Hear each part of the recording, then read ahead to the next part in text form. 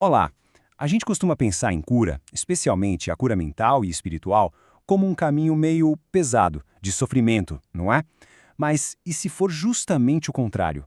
Hoje, a gente vai mergulhar numa ideia radical que vem do capítulo 5 de Cura e Integridade, a de que a verdadeira cura é, na verdade, um retorno à alegria. E logo de cara, o texto já começa com essa afirmação surpreendente. A ideia central aqui é que recusar a alegria é a mesma coisa que recusar a própria cura. Segundo a obra, a nossa luz natural é a da alegria, o que torna impossível curar sem um estado de contentamento total.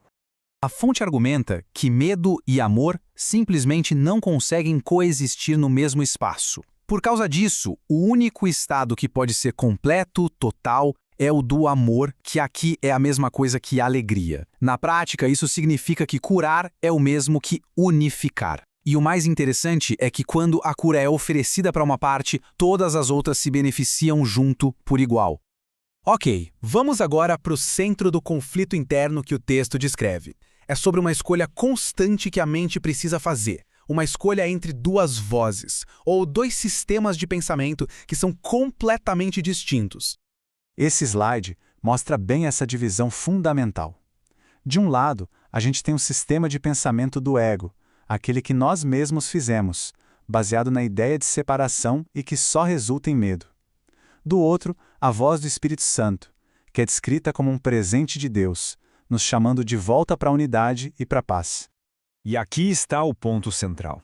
A nossa condição, como apresentada nesta obra, é definida por essa escolha contínua.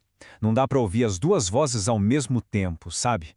A cada momento, uma decisão é tomada, ou a favor de uma ou a favor da outra. Agora vamos entender a parte do problema dessa história. O texto descreve como o sistema de pensamento do ego funciona através de um mecanismo bem específico para se manter vivo, para se perpetuar, a armadilha da culpa e do medo. O ego, então, é definido como o símbolo da separação. É a crença de que uma parte da mente se desligou da sua fonte, da sua origem. O texto descreve essa crença como um tipo de ataque a Deus, e é justamente essa ideia que gera toda a culpa e todo o medo que se sente. Ok, vamos analisar isso aqui. É um ciclo vicioso. Primeiro, vem a crença na separação. Isso por si só leva à culpa. Essa culpa, por sua vez, gera um medo intenso de punição. E como esse medo é insuportável, o que a mente faz? Joga ele para fora, projeta a culpa em outras pessoas. E aqui tem uma conexão muito interessante que é entre culpa e tempo. De acordo com o texto, os sentimentos de culpa garantem que o futuro vai ser exatamente igual ao passado, o que mantém a mente presa nesse ciclo de medo e sofrimento, que é o domínio do ego. Com um sistema que parece tão fechado, tão lógico como o do ego, a pergunta que fica é: tem alguma esperança de escapar? Existe uma saída? É aqui que o texto nos leva a um ponto de virada na narrativa. E a resposta, segundo a fonte, não é lutar contra o ego para tentar destruí-lo. Não, é algo muito mais sutil. É reinterpretar o que ele fez, permitindo que a outra voz na mente nos mostre uma nova perspectiva sobre tudo. Então, vamos para a solução que o texto propõe.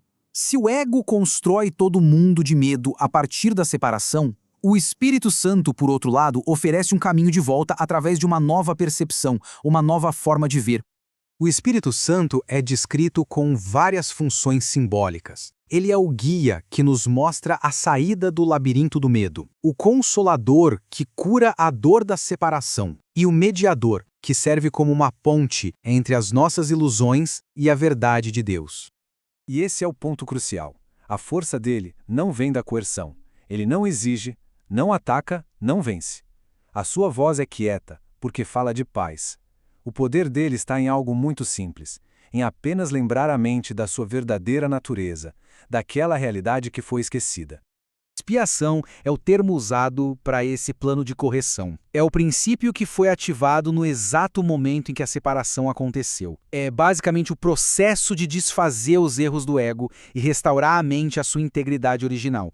Toda essa análise nos leva a uma conclusão final. A cura é, em última análise, uma escolha ativa. Não é algo passivo que simplesmente acontece, mas sim uma decisão consciente de mudar a maneira como se percebe o mundo.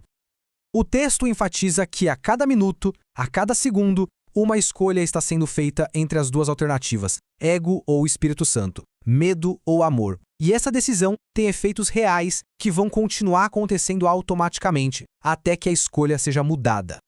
Essa citação oferece um modelo bem prático. Ao perceber a falta de paz, é um sinal de que uma decisão errada foi tomada. O passo seguinte é entregar essa decisão à expiação, permitindo que o Espírito Santo a desfaça e escolha de novo, mas, dessa vez, a favor de Deus. Aqui, um princípio fundamental é apresentado.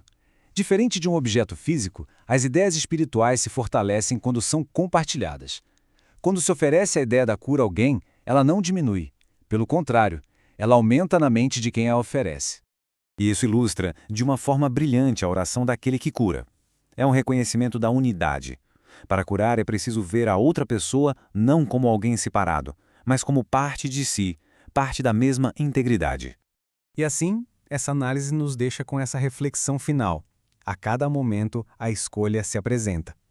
A fonte nos convida a considerar qual chamado tem mais valor, qual voz se decide escutar neste exato instante.